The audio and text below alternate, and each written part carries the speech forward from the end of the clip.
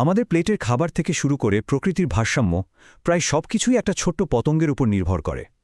কিন্তু আজ বিশ্বজুড়ে মৌমাছিরা একটা ভয়াবহ সংকটের মুখে পড়েছে।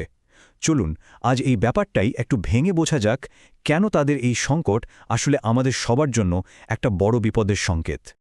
৭৫%? এটা শুধু একটা সংখ্যা না, এটা আমাদের খাদ্য নিরাপত্তার একেবারে গোড়ার কথা। একবার ভাবুন তো, আমরা যে ফল, সবজি বা বাদাম খাই, তার ৭৫%ই সরাসরি মৌমাছির মতো পরাগায়নকারীদের ওপর নির্ভরশীল। মানে আমাদের থালার প্রতি ৪টে খাবারের মধ্যে ৩টের জন্যই এদের ধন্যবাদ প্রাপ্য। কিন্তু আসল সত্যিটা বেশ ভয়ঙ্কর। শুধু আমেরিকাতেই মৌমাছি পালকরা প্রতি বছর তাদের প্রায় ৪০% মৌচাক হারিয়ে ফেলছেন। ভাবা যায়? এই হারে যদি চলতে থাকে তাহলে আমাদের পুরো খাদ্য শৃঙ্খলে যে একটা বড় ধাক্কা লাগবে, সেটা বুঝতে খুব বেশি দেরি হওয়ার কথা না। তো মৌমাছিদের এই সংকটের মূলে আছে একটা বিষাক্ত পরিবেশ। চলুন দেখি আধুনিক কৃষি কিভাবে তাদের বেঁচে থাকার জন্য জরুরি সবকিছুই কেড়ে নিচ্ছে। একদিকে যেমন আছে মারাত্মক সব রাসায়নিক, তেমনি অন্যদিকে আছে তাদের বাসস্থান ধ্বংসের মতো ব্যাপার। এই সমস্যার একেবারে কেন্দ্রে আছে নিওনিকোটিনয়েডসের মতো কীটনাশক। নামটা বেশ খটমট হলেও কাজটা খুব সোজা। এগুলো এমন এক ধরনের বিষ যা গাছের শিকড় থেকে শুরু করে পাতা, এমনকি ফুল ফলের রস পর্যন্ত ছড়িয়ে পড়ে। আর যখন মৌমাছিরা এই গাছের পরাগরেণু বা রস সংগ্রহ করতে আসে, তখন তারা নিজের অজান্তেই সেই বিষ খেয়ে ফেলে, যা সরাসরি তাদের স্নায়ুতন্ত্রকে অকেজো করে দেয়। একবার কল্পনা করুন তো, সামান্য একটু বিষের প্রভাবে একটা মৌমাছি তার নিজের ঘরে ফেরার পথই ভুলে যাচ্ছে। এই কীটনাশকগুলো ঠিক তাই করে। এটা তাদের স্মৃতিশক্তি আর দিক ঠিক করার ক্ষমতা দুটোই নষ্ট করে দেয়। ফলে তারা আর মৌচাকে ফিরে আসতে পারে না, যা ধীরে ধীরে পুরো কলোনিটাকেই মৃত্যুর দিকে ঠেলে দেয়। এখানে মৌমাছিদের জন্য দুটো আলাদা পৃথিবীর ছবি দেখা যাচ্ছে।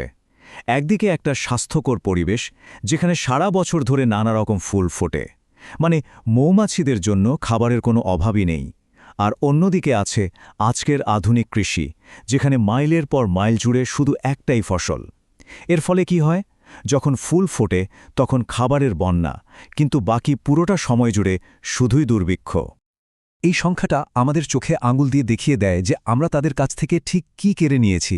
ভাবুন, মাত্র কয়েক দশকে যুক্তরাজ্যে ৯৭% বুনো ফুলের তৃণভূমি হারিয়ে গেছে, যেগুলো ছিল মৌমাছিদের খাবারের বাগান। আর এই ছবিটা শুধু যুক্তরাজ্যের নয়, এটা প্রায় সারা পৃথিবীর। তাদের খাবারের উৎস আর আশ্রয় দুটোই আজ বিলুপ্তির পথে। এখন আমরা দ্বিতীয় বড় চ্যালেঞ্জটার দিকে এগোব, জলবায়ু পরিবর্তন। এটা শুধু তাপমাত্রা বাড়াচ্ছে না, বরং মৌমাছি আর ফুলের মধ্যকার হাজার হাজার বছরের পুরনো যে বোঝাপড়া, সেটাকেও ভেঙে দিচ্ছে। আর এই সম্পর্কটা কিন্তু তাদের দুজনেরই অস্তিত্বের জন্য ভীষণ জরুরি। এই সমস্যার একটা বেশ জটিল নাম আছে, ফেনোলজিক্যাল মিসম্যাচ।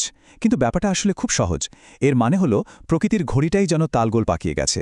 জলবায়ু পরিবর্তনের কারণে গাছপালা সময়ের আগেই ফুল ফুটিয়ে ফেলছে, কিন্তু মৌমাছিরা হয়তো তাদের শীত ঘুম থেকে তখনও জাগেনি। সময়ের এই অমিলটাই হচ্ছে আসল সমস্যা।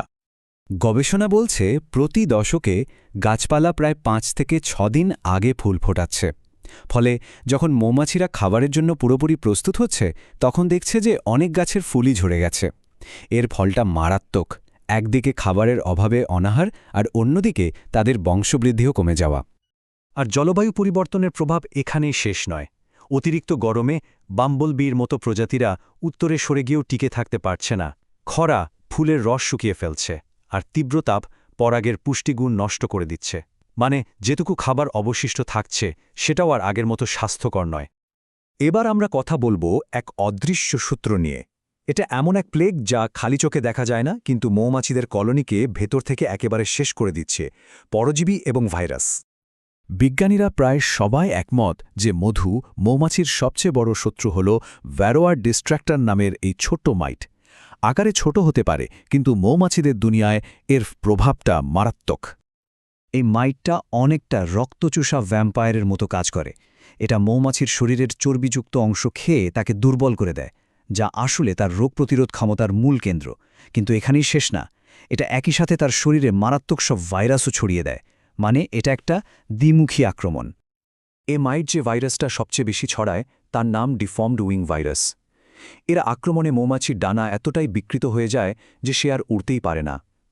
আর একটা মৌমাছি যদি উড়তেই না পারে, তাহলে তার বেঁচে থাকার আর কোনো মানেই থাকে না।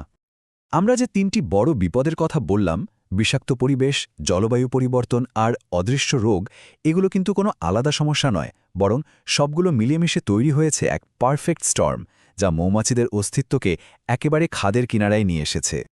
এই সংকট কিভাবে ধাপে ধাপে একটা কলোনিকে শেষ করে দেয় তা এখানে খুব পরিষ্কার। প্রথমে অপুষ্টির কারণে মৌমাছিরা দুর্বল হয়ে পড়ে। তারপর কীটনাশক তাদের রোগ প্রতিরোধ ক্ষমতাকে আরও নষ্ট করে দেয়। এই দুর্বল শরীর নিয়ে তারা ভ্যারোমাইট আর ভাইরাসের বিরুদ্ধে লড়াই করার ক্ষমতা হারিয়ে ফেলে, আর এই সবগুলোর সম্মিলিত চাপেই একটা সম্পূর্ণ কলোনি ধ্বংস হয়ে যায়। এই সংকটটা কিন্তু শুধু মৌমাছিদের নয়, এটা সরাসরি আমাদের অর্থনীতিকেও আঘাত করছে। পরাগায়কদের সংখ্যা কমে যাওয়ার মানে হল প্রতি বছর প্রায় $577 বিলিয়ন ফসল ঝুঁকির মধ্যে পড়া। এটা শুধু কৃষকদের ক্ষতি নয়, এটা বিশ্বজুড়ে খাদ্য সংকট আর দাম বেড়ে যাওয়ার একটা বড় কারণ হয়ে দাঁড়াতে পারে। কিন্তু এখনও সব শেষ হয়ে যায়নি। আমরা যদি সবাই মিলে একসাথে কাজ করি তাহলে এই সংকট মোকাবেলা করা সম্ভব।